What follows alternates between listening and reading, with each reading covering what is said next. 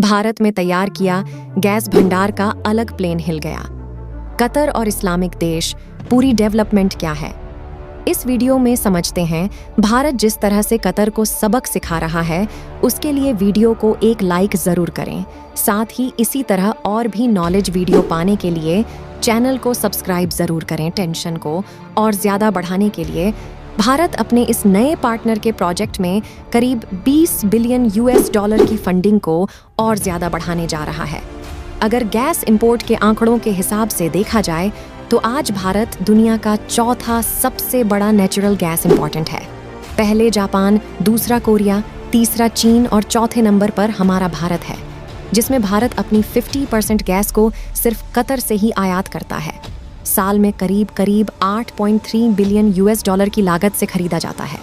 और कतर की टेंशन बढ़ने वाली खबर ये है कि भारत के मिल मिनिस्टर मोजाम्बिक गए हुए हैं और वहां पर करीब 20 बिलियन US$ के लिंक प्रोजेक्ट को रीस्टार्ट किया जा रहा है।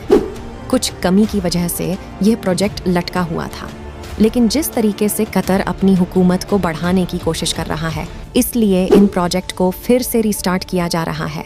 और करेंटली मोजाम्बिक के पास जो इंग प्रोजेक्ट है दुनिया का सबसे बड़ा इंग रिजर्व वाला प्रोजेक्ट माना जाता है, जिसमें टोटल करीब 26% हिस्सेदारी है।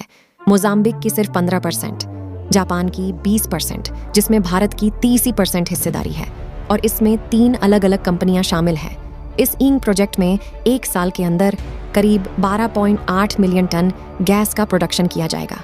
इसे दुनिया का सबसे बड़ा इंग फैसिलिटी माना जा रहा है और अभी तो कतर से लगभग 50% गैस इंपोर्ट कर रहे हैं। साल 2015-16 की बात की जाए तो भारत करीब और से 55% गैस सिर्फ कतर से ही इंपोर्ट करता था। हालांकि बात करें कतर की तो भारत से इसकी दूरी थोड़ी कम है। इससे यहाँ से जब भारत गैस लेता है तो गैस भारत में जल्दी पहुँच जाती है और जो रास्ते का फ्यूल खर्च है वह भी कम हो जाता है। लेकिन अब भारत मोजाम्बिक से गैस लेने की शुरुआत करेगा तो वहाँ का मार्ग थोड़ा लंबा है, लेकिन रास्ता फिर भी सीधा है, क्योंकि बीच में कोई भी आयरलैंड और रुकावट नहीं है जिससे समुद्र के रास्ते से सीधे भारत तक गैस को लाया जा सकता है। और सिर्फ 2 से 3 दिनों के अंदर इस रास्ते के सफ़र को तय किया जा सकता है और भारत में 2 से 3 दिनों के अंदर गैस पहुंच जाएगी। इसलिए जो भारत कतर से गैस इंपोर्ट करता है, इसकी डिपेंडेंसी जल्द ही ख़त्म होने वाली है और कतर को बहुत बड़ा झटका लगने वाला है।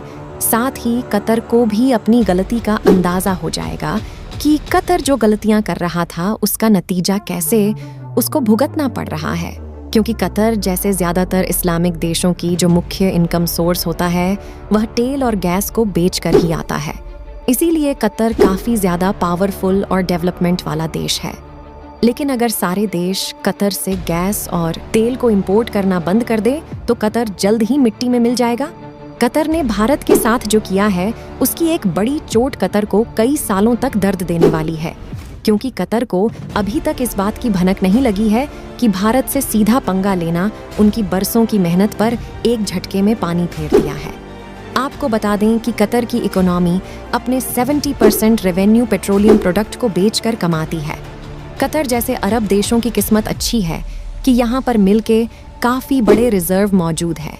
तेल को निकालना आसान ज़रूर है, लेकिन इसकी रिफाइनिंग में जिस टेक्निकल की आवश्यकता पड़ती है वह केवल भारत के पास है। देश किसी भी युद्ध का अच्छे से फ़ायदा उठाना जानते हैं। हाल ही में जब से यूक्रेन युद्ध की वजह से दुनिया के बड़े देशों ने रूस से गैस लेना बंद कर दिया था, तो इसका काफ़ी बड़ा फ़ायदा कतर को हुआ और लगभग गैस की मेजर सप्लाई अरब देश की तरफ मोड़ दी गई।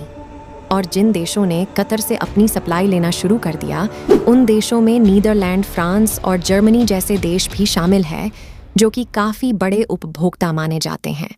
कतर के साथ इस डील को 2 दशकों से ज़्यादा अवधि के लिए साइन किया था।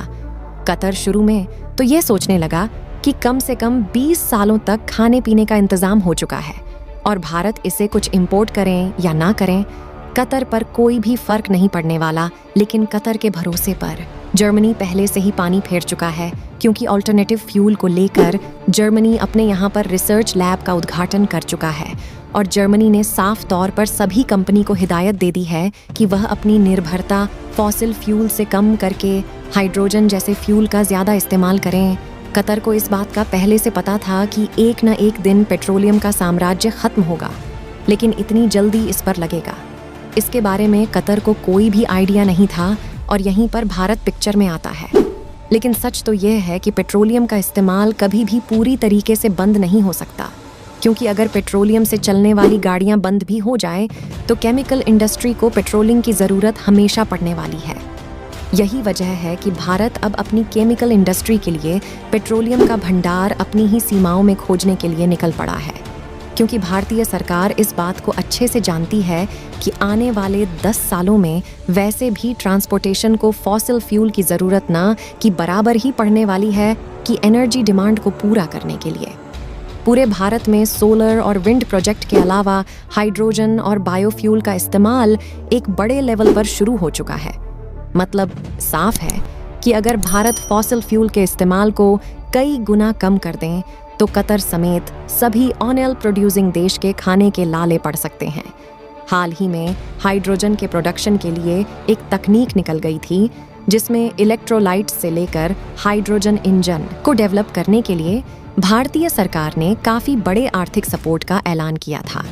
दरअसल फ्यूल ऑफ द फ्यूचर यानी कि हाइड्रोजन को लेकर भारत एक बड़े एक्सपोर्टर बनने का टारगेट बना चुका है, जहां यूरोपीय देश हाइड्रोजन का इस्तेमाल बढ़ाना चाहते हैं, वहीं भारत इन देशों के लिए एनर्जी सप्लायर का काम करना चाहता है। यही वजह है कि कतर के बुरे दिन अभी से शुरू हो चुके हैं।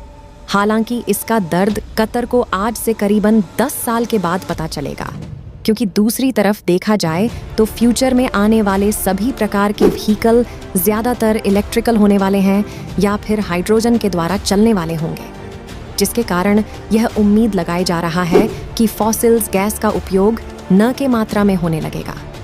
इसके बाद कतर और अन्य इस्लामी देश जहां से पेट्रोल और गैस का उत्पादन होता है, वह देश गरीब होते चले जाएंगे, क्योंकि आने वाला वक्त इलेक्ट्रिक और हाइड्रोजन कारण का होगा।